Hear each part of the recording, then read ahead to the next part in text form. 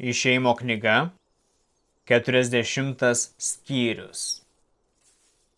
Ir Viešpats kalbėjo Mozei: 1 mėnesio, 1 dieną, ištiesk susitikimo palapinę, pastatyk joje skrynią, pakabink prieš ją uždangą, įnešk stalą ir padėk ant jo tai, kas turi ant jo būti. Įnešk žvakidę ir sustatyk ant jos lempas. Auksinį smilkymo aukurą padėk priešais liudijimo skrynią. Palapinės įėjime pakabink užuolaidą.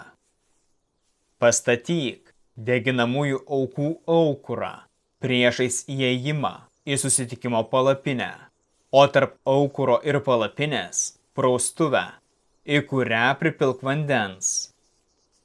Atskirk kiemą užkabomis ir pakabink užkabą įėjime. Paėmęs patepimo aliejaus, patepk palapinę ir visus jos daiktus, ir tai bus šventa. Taip pat deginamųjų aukų aukurą, visus jo reikmenis ir praustuvę su jos stovu. Aroną ir jo sūnus privesk prie susitikimo palapinės įėjimo, apiplauk vandeniu ir apvilk Aroną šventais rūbais, man tarnauti. Patepk ir pašventink jį, kad jis galėtų būti man kunigu. Taip pat ir jo sūnus privesk ir apvilk tunikomis, ir juos patepk, kaip jų tėvą patepei, kad galėtų būti man kunigais. Tas patepimas jiems bus amžinai kunigystei per kartų kartas. Mozė padarė visą, ką Viešpats įsakė. Taigi, 2 metų 1 mėnesio 1 dieną palapinė buvo pastatyta. Mozė pastatė ją, sustatė lentas, padėjo pakojus, įkišo užkaiščius, pastatė stulpus, užtiesė palapinės uždangalą ir ant jo uždėjo kitus uždangalus, kaip Viešpats įsakė Mozei. Į skrynę įdėjo liudijimą, įkišo kartis ir uždėjo dangtį. Kai įnešė skrynę palapinėn, prieš ją pakabino uždangą, kaip Viešpats įsakė Mozei.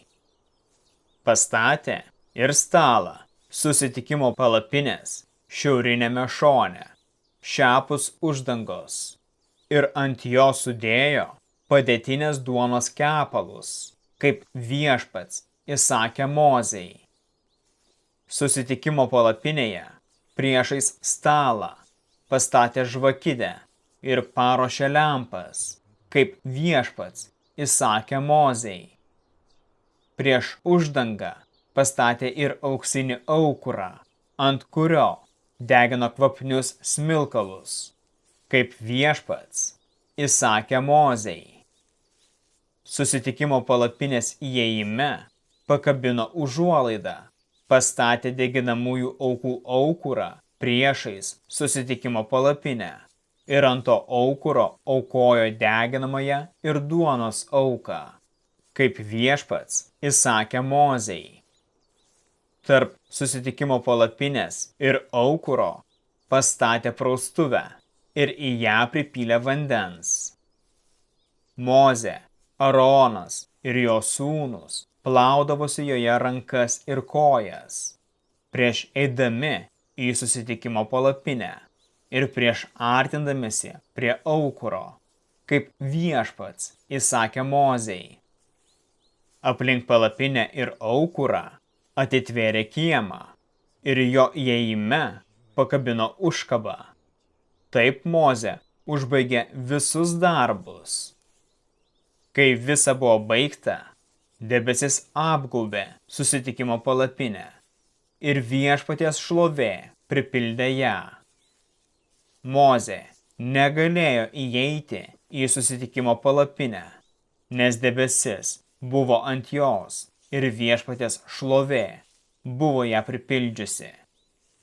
Debesiui pakilus nuo palapinės, izraelitai keliaudavo toliau. Jei debesis būdavo virš palapinės, jie pasilikdavo toje pačioje vietoje, kol debesis pakildavo.